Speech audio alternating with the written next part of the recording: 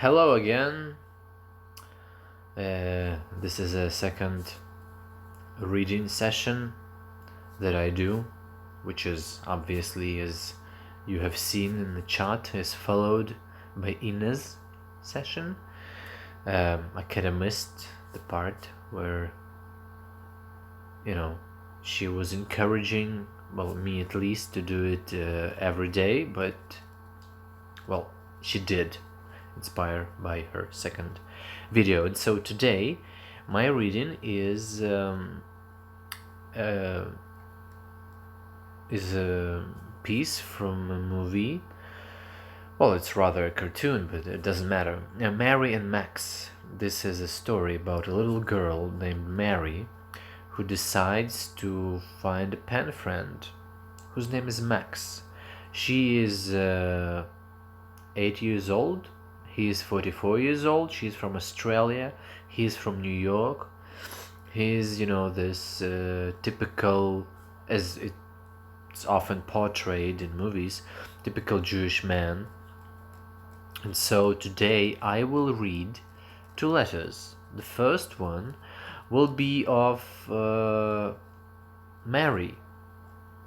This is her first letter to Max, and it will be followed by a second letter, which is by Max himself. And so she's starting to write this letter, and since there are few characters involved, which are Mary, Max, and the narrator, I'll try to play with the accents. Well, so if it's gonna be a bit too funny, please forgive me. It's for the fun, And so here's the letter.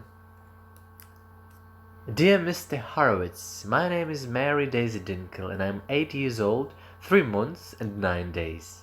My favorite color is brown, and my favorite food is sweetened condensed milk, followed closely by chocolate. I have a rooster called Ethel that looks like a regular rooster. He doesn't lay eggs, but will one day. My mother likes smoking, cricket and sherry, and my father likes playing in his shed with dead birds. Where do babies come from in America? Do they come from cola cans? In Australia, they are found in beer glasses. Here is a drawing of me, and she applies to the letter her drawing. I can't draw ears proper, but I'm good at teeth. It would be great if you could write back and be my friend. Yours sincerely, Mary Daisy Dinkle. P.S. I hope you like the chocolate bar I'm also sending. It is called a cherry ripe. So she puts the letter in a box and she says, "Goodbye, letter. Don't forget to write." Now it's the narrator's part. Max hated Thursdays, the day of his weekly Overeaters Anonymous meeting. And tonight, he'd felt especially unsettled, because he'd eaten 2 chocolate hot dogs on his way there. Eating chocolate was breaking the rules. He'd found the night even more unbearable because of the Marjorie Butterworth's strange glances. Max had trouble understanding non-verbal signals. Flirting was as foreign to him as jogging. Max found most people very confusing, but little did Max realize his night was about to become even more confusing and cryptic. So here is the letter. He read Mary's letter 4 times, and then did what he normally did whenever confronted with something new and stressful. Max's fragile existence had once again become unsettled, and after staring out of the window for 18 hours, he finally made a decision. Dear Mary Daisy Dinkle, thank you for the letter, which I opened and read at 9:17 p.m. after my Overeaters Anonymous class. I'm trying to lose weight because my psychiatrist, Dr. Bernard Hasselhoff, says a healthy body equals a healthy mind. He says my mind is not that healthy. Your drawing is an interesting visual portrayal of yourself. I have never met anyone from Australia. Firstly, I will answer your question. Unfortunately, in America, babies are not found in cola cans. I asked my mother when I was 4, and she said they came from eggs laid by rabbis. If you're not Jewish, they're laid by Catholic nuns. If you're an atheist, they're laid by dirty, lonely prostitutes. So this is where babies come from in America. I share my home with a fish, some snails, whom I named after famous scientists, a parakeet called Mr. Biscuit, and finally a cat called Hal. Hal is an abbreviation for halitosis, from which he suffers. He followed me home after a gang of children shot his eye out with a BB gun. Do you have a pet kangaroo? When I was born, my father left my mother and me on a kibbutz. She shot herself with my uncle's gun when I was 6. Do you like chocolate hot dogs? I invented the recipe for them and can send it to you. When I was young, I invented an invisible friend called Mr. Ravioli. My psychiatrist says I don't need him anymore, so he just sits in the corner and reads. Last week, I picked up 128 cigarette butts.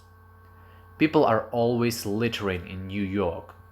I do not understand why people break laws. Butts are bad because they wash out to sea and fish smoke them and become nicotine dependent. I'm just joking because, of course, it is impossible for a cigarette to remain lit underwater. Also, fish do not have pockets to keep cigarette lighters in. I am 44 years old and have 8 tracksuits the same color and size. I weigh 352 pounds and am as tall as a 6-foot tree. I enjoy entering the lottery and have chosen the same numbers for 9 years.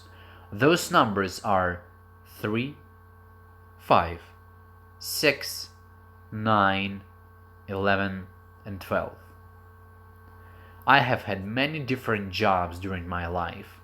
My first job was collecting subway tokens in a subway.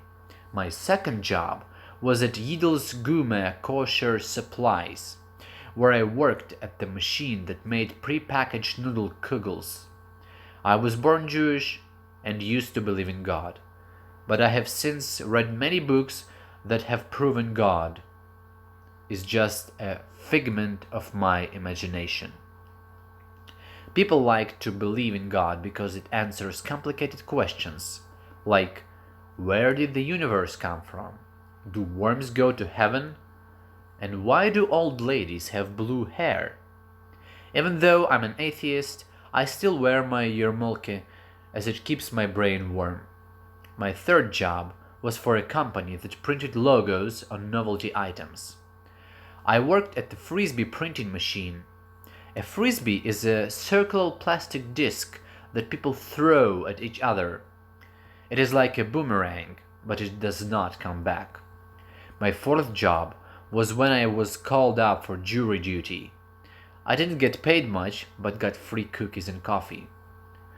Jurors are outstanding members of the community who haven't murdered anybody. I made it to the short list for a trial where a man killed all his friends at his own surprise birthday party. Unfortunately, I didn't get selected because they found out I had been a mental patient at one point. Have you ever been hang gliding? My fifth job was a garbage collector. I got to clean up after litter bugs and didn't have to talk to anybody. Sometimes I used to pretend I was an intergalactic robot. One time the police took me in for questioning, but let me go when they decided I wasn't a threat to anybody, except myself. The sixth job I had was for the United States Army in the Stationery Supply Department. Because I am good with numbers, I had to work out how many ballpoint pens the Army needed.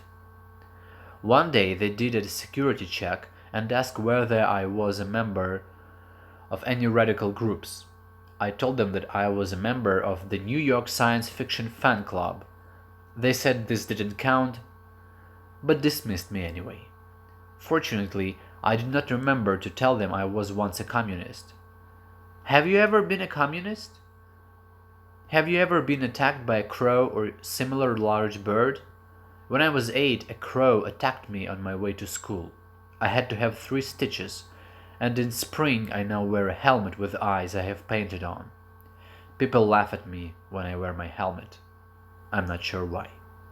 People often confuse me, but I try not to let them worry me. New York is a very busy and noisy place. I would prefer to live somewhere much quieter, like the moon. I don't like crowds, bright lights, sudden noises, or strong smells. New York has all these, especially the smells. I often wear nose and earplugs when I go outside. It helps keep me calm. I find humans interesting, but I have trouble understanding them. I think, however, I will understand and trust you. You appear very happy, and I think you would smell like a shrimp. As I know, Australia has a lot of shrimps. Can you speed read? I have taught myself to read 2 pages at once, 1 eyeball per page. I have to go now, even though I have not told you about my 7th job. In a condom factory. Write back soon, your American friend, Max Jerry Horowitz. P.S. Please find enclosed a photo from one of those booths. P.P.S. Thank you for the cherry ripe, and I am glad you like chocolate as much as I do. I have never eaten sweetened condensed milk, but I will try some this week. P.P.S. I have never used a condom. And so he puts the letter in a box and says, Gay Gesundheit. Maybe it's something in Yiddish, something means like go with good faith. So thank you for listening.